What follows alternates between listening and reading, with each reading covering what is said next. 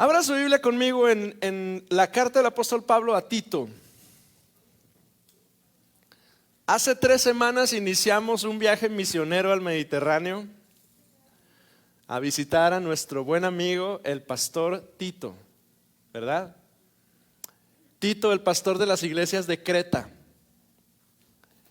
El apóstol Pablo le dice: mi verdadero hijo en la fe. Y hemos dicho durante las últimas, hoy con estas 3 semanas, porque estamos leyendo los 3 capítulos de Tito, hemos dicho que hay cosas interesantes de la vida y del ministerio de Tito.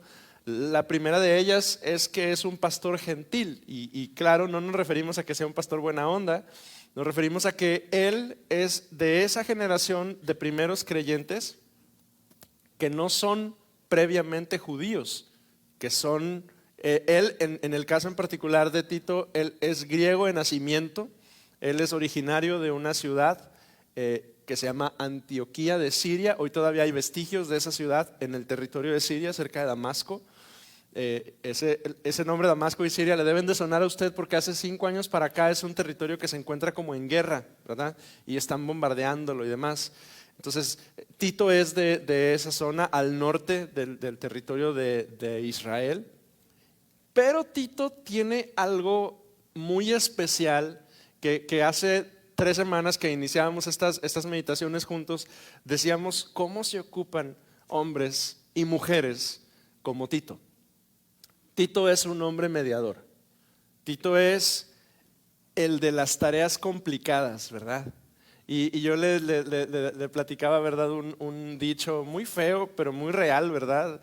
Que algunas personas dicen, ¿verdad? Me tienen como perro de rancho, me sacan en las fiestas, no, me amarran en las fiestas y me sueltan en los pleitos.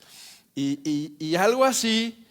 Claro, guardando proporción, ¿verdad? Con la disculpa del apóstol Pablo por andar diciendo cosas de su labor de ministerio, ¿verdad? Pero algo así estaba haciendo Pablo con Tito. O sea, Tito tenía un perfil tan especial y era tan bueno para mediar las situaciones difíciles que Pablo lo enviaba justo a los lugares difíciles para que atendiera las situaciones difíciles. Y oiga, el hombre daba soluciones.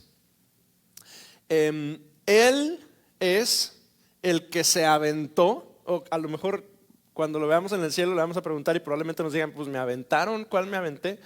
Él es el que se aventó el reto de corregir a los corintios. Que oiga, los corintios eran una cosa seria. No es que sean malas personas, sino que les tocó vivir en una ciudad muy difícil en la cual la influencia del mundo y del pecado era una cosa abundante, una cosa dura, difícil vivir como cristiano en Corinto. Y Tito fue el que fue a Corinto y les jaló las orejas y les dijo: oigan, alíñense. Y funcionó. Porque no sé si a usted le pasa que luego vemos situaciones así muy difíciles y decimos: pues yo digo que Mario lo va a hacer, ¿verdad? Y a veces lo decimos con mucha fe, ¿verdad? Pero dentro de nosotros decimos: pero se me hace que va a batallar, ¿verdad? Y a veces en el ministerio así pasa, ¿verdad? Tenemos algún grupo, tenemos alguna misión, tenemos algún trabajo y decimos: pues Lorena, pero quién sabe cómo le vaya, ¿verdad? Pero oiga, Tito lo envían con los corintios y funciona. O sea, los corintios responden bien. Y ahora, como ya tiene currículum el hombre, ahora Pablo lo envía a Creta. Y el reto es corregir a los cretenses. Su labor era sencilla y compleja: establecer ancianos allí, entre los cretenses, que son conocidos por ser deshonestos, contumaces y medio inmorales. Ahí el Señor envió a Tito. Y a ellos les da la instrucción de vivir como mujeres y hombres con dominio propio, con aptitud moral, con corazón y carácter cristiano. Y a Tito, la semana pasada que meditábamos en el capítulo 2 de Tito, a Tito le dice, le da una instrucción con claridad: habla la sana doctrina. Así iniciaba el capítulo 2 de Tito la semana pasada. Y decíamos que la sana doctrina permanece sana cuando es compartida de generación en generación. De hecho, esa era la clave. Si usted lo recuerda conmigo, la semana pasada que nos peleábamos usted y yo y decíamos: pues ¿qué ¿Qué? Es la sana doctrina, ¿verdad? Por todo el mundo dice que y la sana doctrina, y allá no vayas porque allá no hay sana doctrina, aquí sí, porque aquí sí hay sana doctrina. Y dice, ¿y qué es eso de la sana doctrina? Bueno, es complejo, pero la semana pasada lo hacíamos un poquito más sencillo con este parámetro.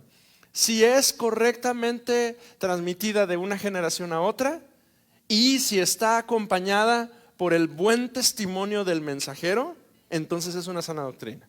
Ayer yo tenía una plática con uno de mis consejeros y normalmente cuando hablo con él, pues siempre hablamos de la iglesia. Aunque él no es pastor, terminamos hablando siempre de la iglesia.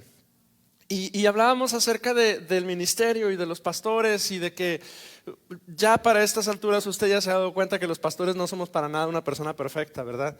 Y hablábamos un poco acerca de la iglesia y pues al final del día la iglesia es dirigida por pastores y durante las últimas semanas y meses habíamos oído de casos de compañeros nuestros que habían tomado decisiones como no muy acertadas. Y decía mi amigo, el asunto es que pues al final del día, la iglesia tiene muy buenos predicadores, pero la talla del que está en el ministerio no se mide en qué tan buen predicador sea, tanto como en su carácter y cómo reacciona y cómo responde ante circunstancias así muy precisas. Y él decía, ante las faldas y el dinero, ahí es de lo que hablamos de los pastores. Y uno puede ser muy buen predicador y muy buen trabajo, pero si tiene una falla en su carácter en esas dos áreas, entonces ahí la gente se va a enfocar y va a decir. Entonces, y le platico esto porque la semana pasada decíamos que es tan importante el mensaje como el mensajero. Y es una carga que yo la semana pasada yo traté de compartirla con usted y decirle, no es trabajo del que se para detrás del púlpito, de hecho es trabajo suyo. Usted, amada, usted, amado, es tan mensajero del evangelio como lo soy yo y somos llamados a ser maduros y maduras en la fe, a compartir el santo mensaje del Señor acompañado de un santo testimonio, porque en Cristo importa tanto el mensaje como el testimonio del mensajero. Y esa indicación se la daba el apóstol Pablo a Tito para que le dijera a los ancianos. Recuerda que yo la semana pasada le decía, ancianos, yo anciano junto con usted, guarde el testimonio, que se les antoje a la siguiente generación, que tengan el deseo de buscar al Señor cuando nos vean a nosotros buscando al Señor.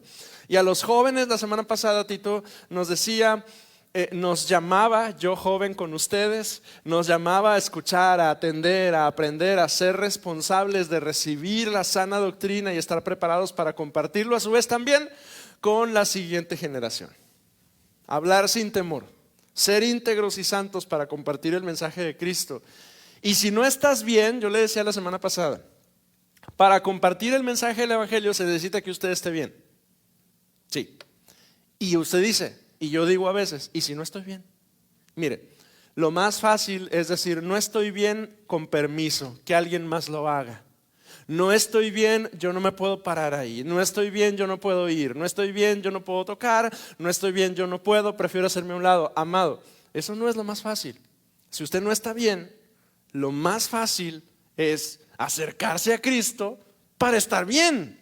¿Me explico? O sea, y muchos de nosotros, y yo mismo en alguna ocasión lo he hecho, digo, no estoy bien, yo no me siento como que tenga como que el valor, ni las ganas, ni el sentido, ni la espiritualidad, ni la santidad para pararme ahí y predicar la palabra del Señor. Digo, lo malo es que no tengo opción, ¿verdad? Pues si no predico yo, el hermano Marco, hermano Antonio no va a querer venir a predicar. Tengo que estar bien. Bueno, póngase eso en su cabeza también. Usted tiene que estar bien. ¿Cómo le hacemos? Pues venimos a Cristo, venimos a sus pies. Si tiene que arrepentirse, por Dios, pues hágalo. Si tiene que dejar algo, pues déjelo y arregle su vida y esté bien, porque su responsabilidad es predicar el evangelio. Hoy hay una palabra que se repite, o una idea que se repite en todo el capítulo 3, y quisiera que empezáramos leyendo juntos el capítulo 3 de Tito. Lea conmigo el versículo 1. Recuérdales que se sujeten a los gobernantes y autoridades, que obedezcan y que estén dispuestos a toda buena obra. Incline su rostro por favor conmigo. Señor, yo te doy gracias en esta mañana por la vida de mis hermanos y hermanas que estamos hoy juntos buscando tu rostro. Hoy, Señor, tenemos delante de nosotros tu palabra y tenemos la carta que el apóstol Pablo escribió a Tito, Señor, con instrucciones precisas del ministerio. Y nosotros al leerla hoy queremos rogarte, Dios, que tú hables a nuestro corazón, que nos instruyas, que nos muestres tu voluntad y que nuestro corazón y nuestra vida estén sensibles y dispuestos no solo a escucharte, pero a obedecer tu palabra. En el nombre de Jesús. Amén. Recordar es un verbo importante el día de hoy, es una idea importante el día de hoy. Lo primero que debemos anotar es esa primera palabrita, es la primera palabra que aparece en el capítulo 3, versículo 1. Recuérdales. Hay un par de cosas que observo en esta idea. La primera es que si hay algo que hay que recordar es porque ya ha sido enseñado con anticipación. Si alguien te dice, acuérdate de llevar las llaves, es porque muy seguramente tienes una historia larga de ocasiones muy particulares en las cuales tú no has traído tus llaves contigo, ¿verdad? Es probable que las enseñanzas que estamos a punto de observar en el capítulo 3 han sido parte de la instrucción apostólica para los cretenses desde hace mucho tiempo. Es decir, que estas ideas que vamos a leer en el capítulo 3 no parecen ser cosa nueva ni para Tito ni para los cretenses. Es decir, si Pablo tiene que decirle a Tito, recuérdales, es una manera de decirles, por favor, mira, ya les dije 1 y 2 y 3 veces cuando yo estaba ahí, ahora tú que ahí estás, por favor, recuérdales la instrucción. Y la segunda cosa que yo puedo anotar es que la palabra recuérdales denota una acción constante. Es decir, la instrucción para Tito es constantemente aborda este tema. O, dicho en otras palabras, no dejes de instruir al respecto de esto que te voy a decir en las siguientes líneas.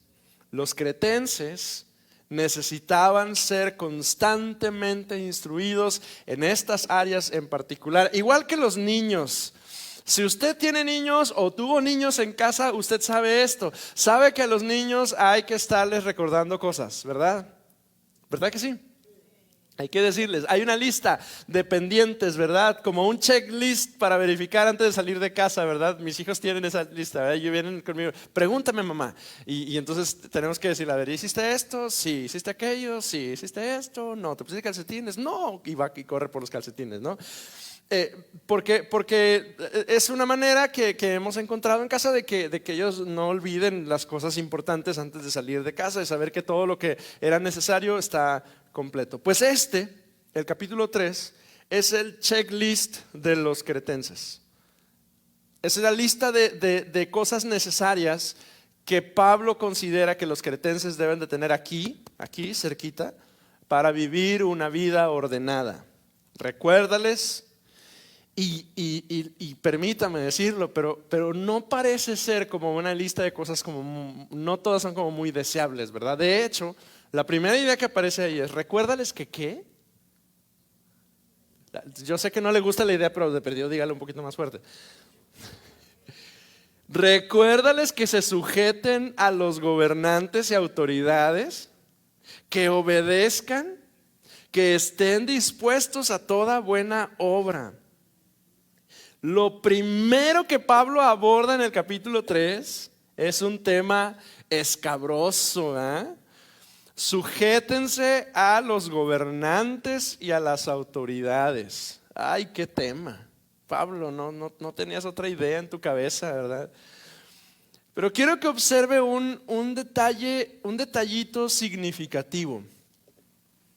Porque mientras Pablo da esa instrucción en varias ocasiones, pero por ejemplo, hace unos meses estábamos leyendo Primera de Timoteo, y cuando Pablo le habla a Timoteo, más o menos usa las mismas ideas en la carta de Timoteo que en la carta de Tito.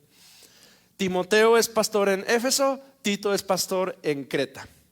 Y mientras que a Timoteo y a las iglesias de Éfeso, Pablo en Timoteo dice, oren por sus gobernantes. Y a lo mejor no lo recuerda que lo vimos, pero sí lo ha leído usted en Timoteo. Oren por sus gobernantes. E incluso Pablo les da una lista de motivos de oración por los cuales deben orar por sus gobernantes. A los cretenses, mientras que a los de Éfeso les dice oren, a los cretenses simplemente les dice obedezcan. Punto. Probablemente, esta es teoría mía, probablemente tiene que ver con el temperamento de los cretenses. Mire,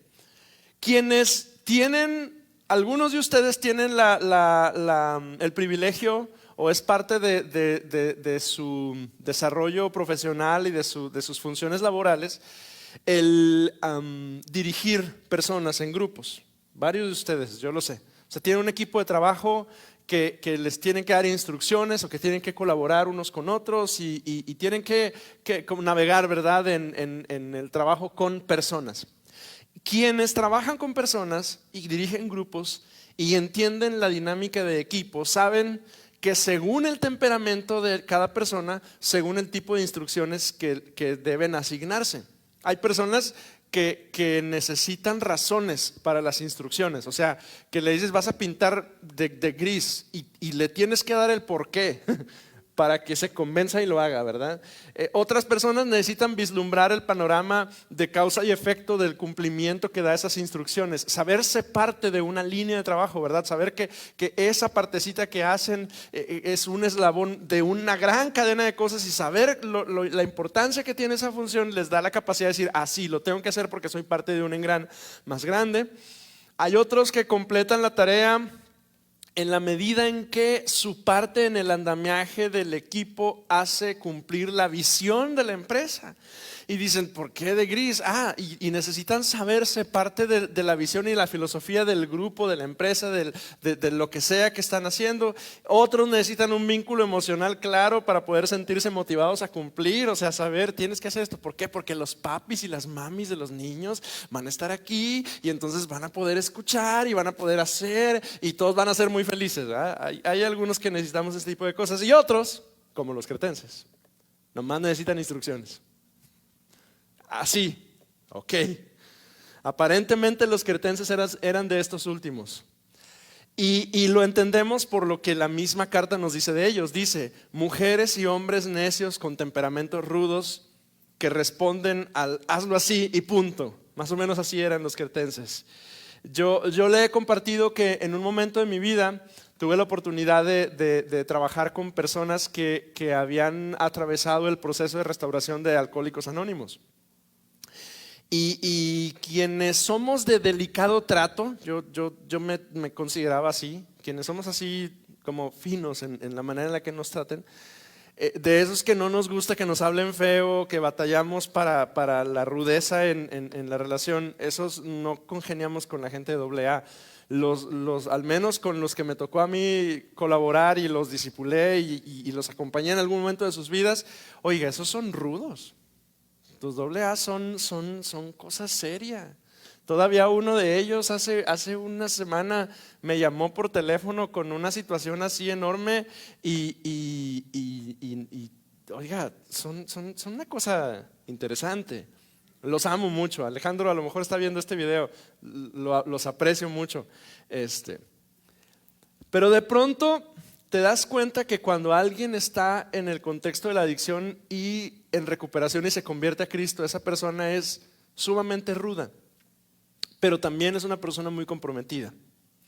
Y probablemente los cretenses, de quienes dice que eran tercos, contumaces y rebeldes, redimidos, ahora son ese tipo de personas de rojo, rojo, vámonos, de hacemos, y lo hacen, ¿verdad? Antes les dijeron en la Reina Valera, siempre mentirosos, malas bestias, glotones, ociosos, así les dijeron a los cretenses. Pero ahora estos, cuando escuchan una instrucción, ahora son buenas bestias, honestos y autocontrolados. En otras ocasiones Pablo aborda el tema de las autoridades con un poco más pues como desarrollando más la idea. Romanos capítulo 13, por ejemplo, Romanos 13:1 dice: Sométase toda persona a las autoridades superiores, porque no hay autoridad sino de parte de Dios, y las que hay por Dios han sido establecidas, de modo que quien se opone a la autoridad, a lo establecido por Dios resiste, y los que resisten acarrean condenación para sí mismos, porque los magistrados no están para infundir temor al que hace el bien, sino al malo. ¿Quieres pues no temer la autoridad? Haz lo bueno, tendrás alabanza de ella, porque es servidor de Dios para tu bien. Pero si haces lo malo, teme, porque no en vano lleva la espada, pues es servidor de Dios, vengador para castigar al que hace lo malo, por lo cual es necesario estarle sujetos. No solamente por razón del castigo, sino también por causa de la conciencia. Pues por esto pagáis también los tributos, porque son servidores de Dios que atienden continuamente a esto mismo.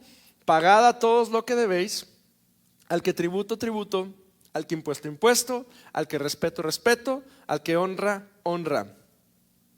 Pero de estos dos pasajes, tanto de Tito cuando dice que debemos obedecer a nuestras autoridades, como de Romanos capítulo 13, hay principios que podemos observar y son cosas pues bíblicas, ciertas. La primera es honrar a Dios implica honrar las autoridades. Y esta idea suena muy bonita hasta que nos hacemos la siguiente pregunta: ¿y qué hay de las autoridades injustas? Porque no sé si usted ha tenido un jefe malo. No sé si usted lo ha tenido. Hace unos días estaba platicando con mi vecino, es profesor, y me estaba diciendo que su director ya lo tiene así, bomba, la cabezota así ya harto. No sé si a usted le ha pasado tener una autoridad difícil. Bueno, en el contexto del primer siglo, no obedecer a las autoridades implica la posibilidad de muerte. El Imperio Romano era un sistema totalitario, y entonces la pregunta es: ¿debemos obedecer a las autoridades ciegamente y sin cuestionarlas? Parece que la idea de Pablo con estas instrucciones no es una obediencia ciega a los caprichos de autoridades corruptas, tanto, y póngame atención en esto porque creo que esta es la clave, tanto como que los cristianos seamos ciudadanos ejemplares. Porque observe, vuelva a Tito capítulo 3 versículo 2, vea lo que dice Tito 3:2. Que a nadie difamen, que no sean pendencieros, sino amables, mostrando toda mansedumbre para con todos los hombres. Y con esa línea del versículo 2, parece que la intención del apóstol Pablo de recordarles a los cretenses que deben obedecer a las autoridades y a los gobernantes no tiene que ver con cumplir los caprichos de un gobernante injusto, ¿sí? Tanto como que les está recordando a ellos, al igual que a los romanos, que no tiene que ver con obedecer ciegamente, sino con una palabrita que cómo nos cae gordo, pero cómo es importante para el cristiano: testimonio. Ay, pastor, ya vas a empezar. Pues sí, ¿qué le digo? Pues sí, es importante, nuestra reputación es importante, lo que la gente observa de nuestra conducta como cristianos es importante. Somos la carta a través de la cual la gente puede leer a Cristo. Entonces, su vida y mi vida, amado, lo siento, es gorroso, sí. Su pastor es un latoso que a cada rato le dice sí, pero así es. Somos cartas abiertas, nuestra conducta y nuestra reputación importa. Yo lo llamo cultura de honra. Y antes de que termine el año yo voy a compartir un poco acerca de eso. Lo que observo como algo que yo había llamado cultura de honra es un principio que debemos de tener, de ser personas de honor, que viven íntegramente y que dan honor a otros. Porque Romanos dice: al que honra, honra; al que tributo, tributo; al que impuesto, impuesto, ¿verdad? Pablo le instruye a Tito, la primera cosa es a recordarle a los cretenses que tienen que vivir vidas honrosas. E implica respetar las autoridades y cuidar la conducta y sostener una buena reputación. Ay, qué complejo, ¿verdad?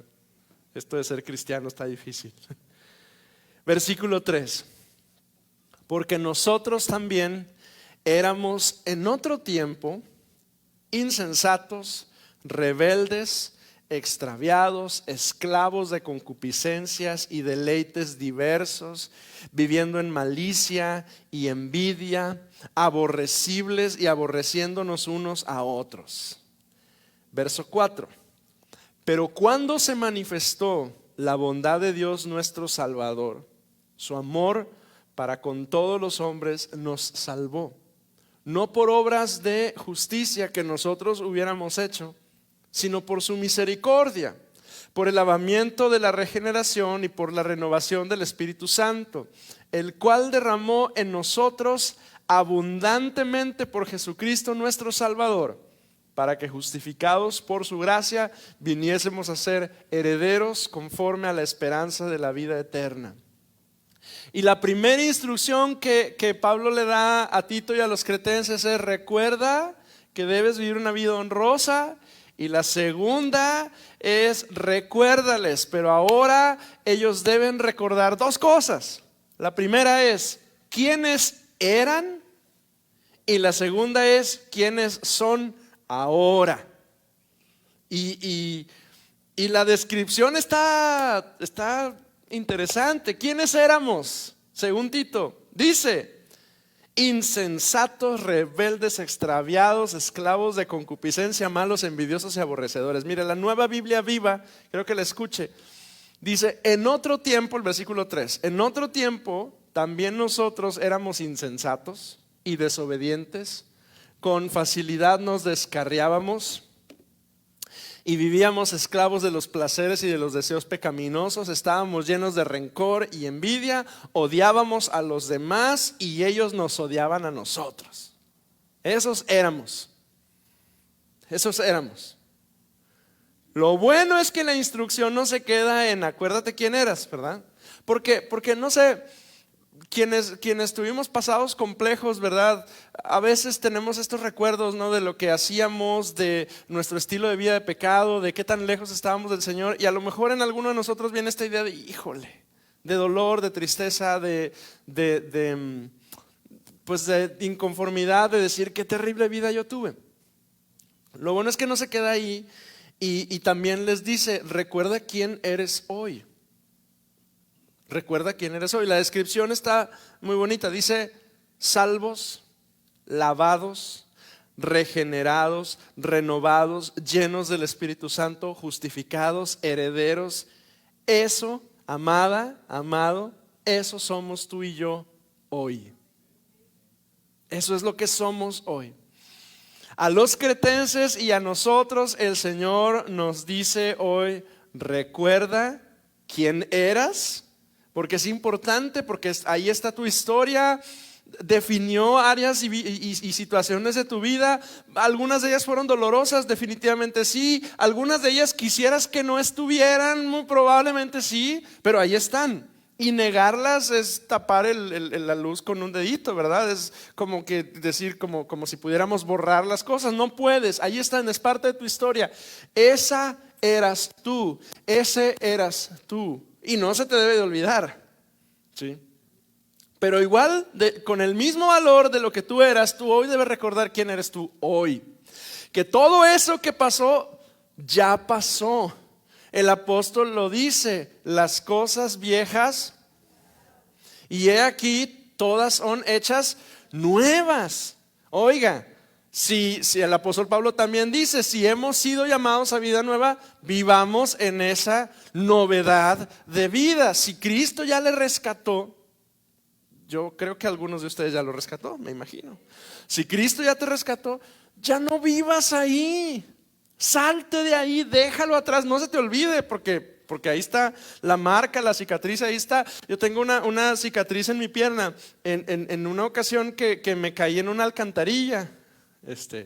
Por ahí creo que hay un testimonio de alguien más que se cayó en una alcantarilla.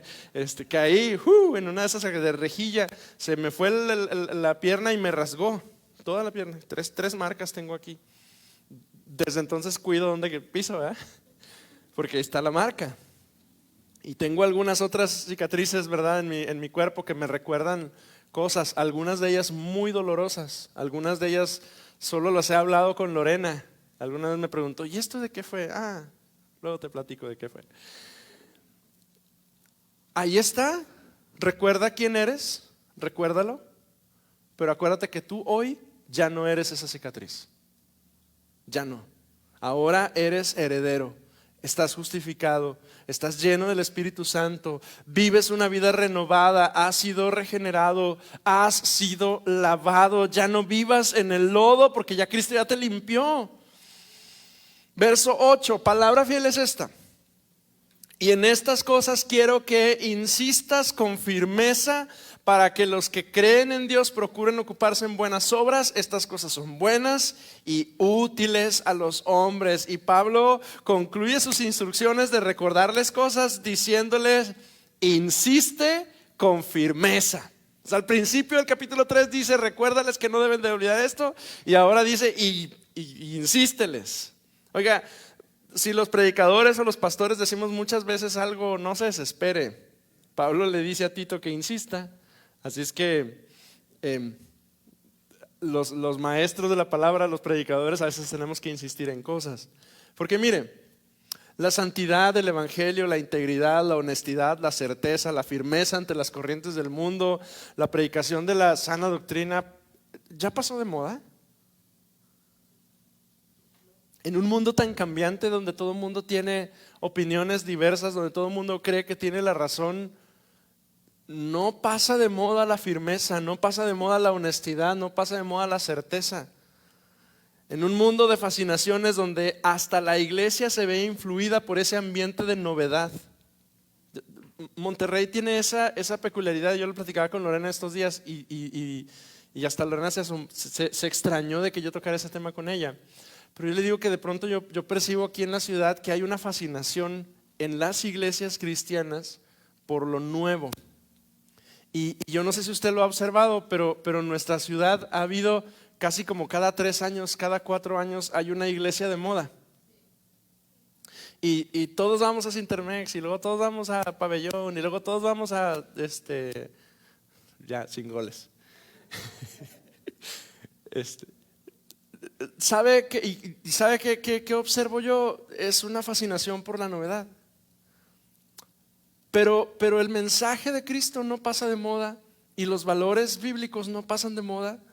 Y Pablo le tiene que decir a Tito: insiste en esto, porque haciendo esto y procurando, dice el versículo 8, ocuparse de buenas obras, esto es bueno y útil para los hombres. Pablo le dice a Tito: recuérdales. Verso 9: pero evita las cuestiones necias y genealogías y contenciones y discusiones acerca de la ley.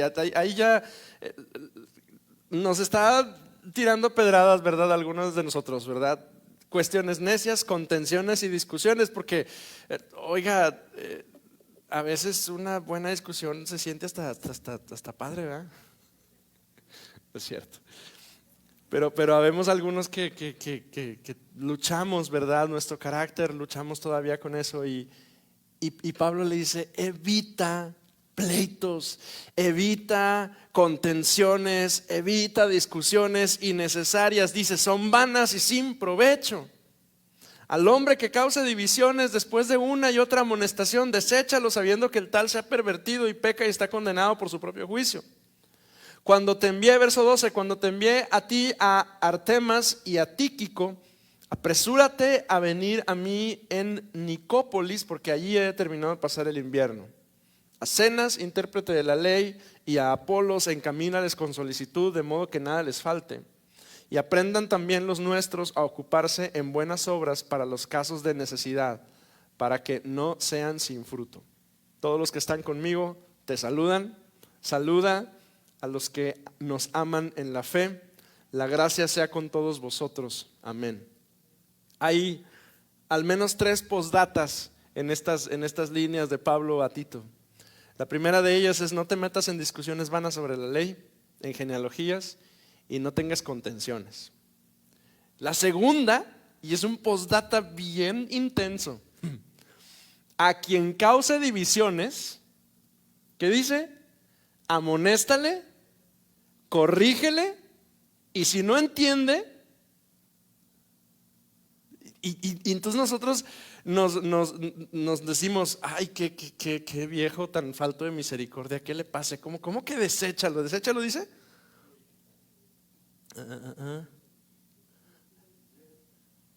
Sí, versículo 10, después de una y otra amonestación, deséchalo. Y decimos, ¿cómo, Pablo? ¿Cómo dices eso? Pues es lo que Pablo dice. Claro, yo les decía en alguna ocasión a alguien que me cuestionó, ¿verdad? Y yo jamás me he atrevido a poner en disciplina a alguien en mi pastorado. Yo sé que algunos pastores sí lo suelen hacer. Yo prefiero acercarme y hablar y conversar y revisar y orar y replantear y oye, mejor toma esta decisión y tratar de orientar. Ese ha sido el abordaje que hemos tenido Lorena y yo en el ministerio, ¿verdad? Pero hay pastores que se toman esto muy en serio, ¿verdad? Dicen, no, vámonos.